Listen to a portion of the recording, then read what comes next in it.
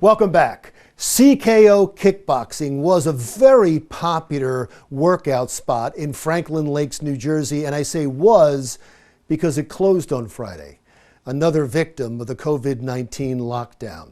You may remember CKO Boxing because its owners sued the Murphy administration to recoup losses from the lockdown.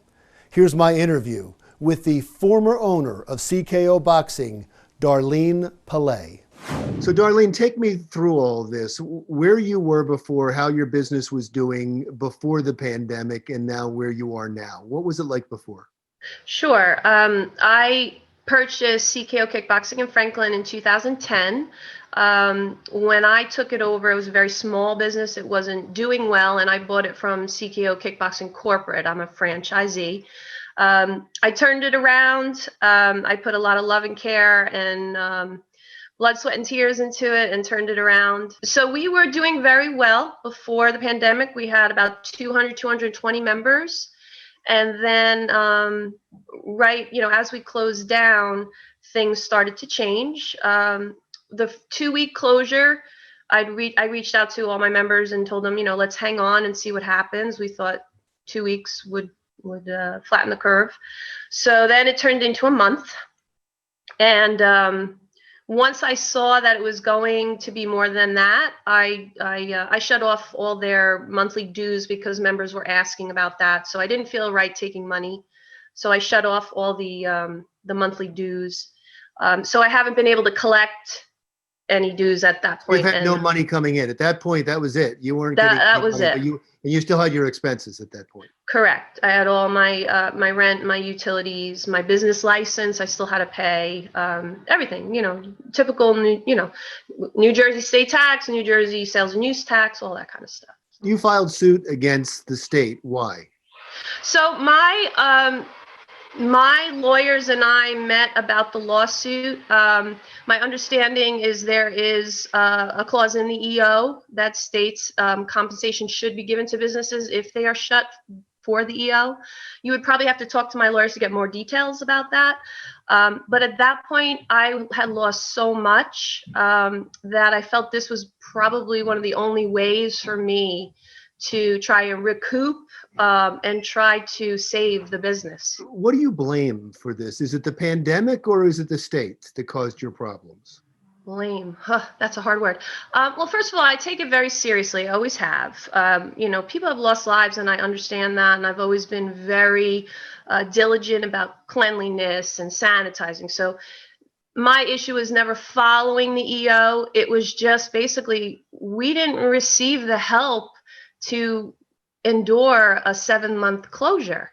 I tried everything, and it just didn't seem like there was any guidance or any way out. I always felt like I was backed into a corner. I'd make a turn to pivot to try to save it, and I was backed into a corner, and I could never get out of this hole. And then my landlord evicted me, so that kind of just really put the nail in the coffin for me. Where are you at right now? How are you feeling about all this? I'm devastated. It's been an emotional roller coaster.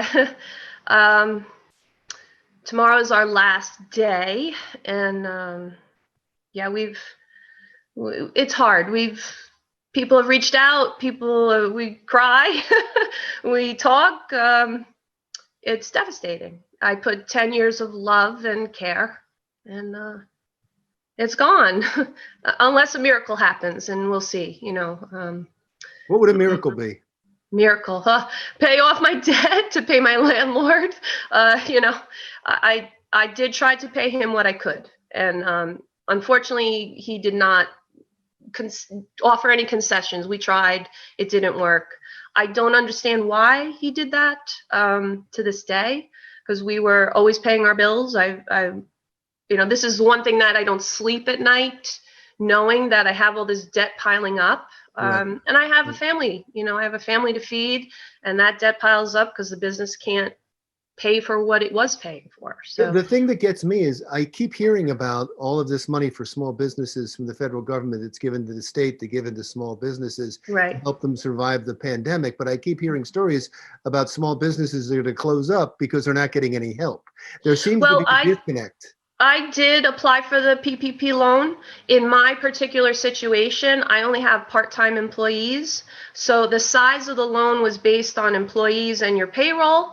I did pay my landlord 40% of that loan, which was requirement, which was the max I could pay.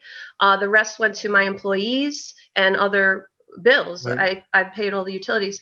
So because of my size, I'm almost like a micro business. We're kind of lost. There's a lot of businesses in New Jersey in the same position you're in. I just saw a study that said they believe 68% of the restaurants are going to go under because they can't survive the way they're going. Yep. What do you? No one can survive with 25% capacity. I don't know. The whole idea of 25% capacity doesn't. I don't understand that. If you're coming and you're wearing a mask and you're 6 feet apart and you're doing, we're sanitizing, it doesn't make sense to me. So, that's what are you going to do now? Good question. We're going to take a break. We're going to remove our equipment from the gym and take a break and regroup, see what the election brings. That will probably dictate a lot of things, I believe, where the state will go. Has the state helped at all? You've reached out to the state, you've sued the state, you've been looking for help from the state. Well, I don't think they're happy with me suing them right now. Right, I understand. That's kind of what I was getting at. Yeah. So you haven't even heard from them. They're not, I guess. I personally have not. My lawyers have been working on the case, and definitely reach out to them. It's a very interesting case.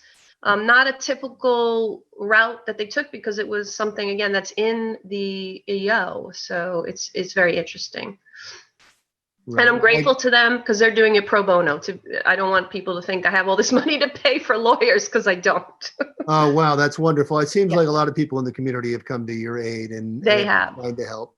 That's really wonderful. I hope you get back on your feet. I hope you get out of debt. And I hope you get to reopen your business. I really appreciate the time. Former owner of CKO Kickboxing in Franklin Lakes, Darlene Pallay. When Jersey Matters comes right back, the lasting legacy of former Jets owner Leon Hess in New Jersey. That's when Jersey Matters continues.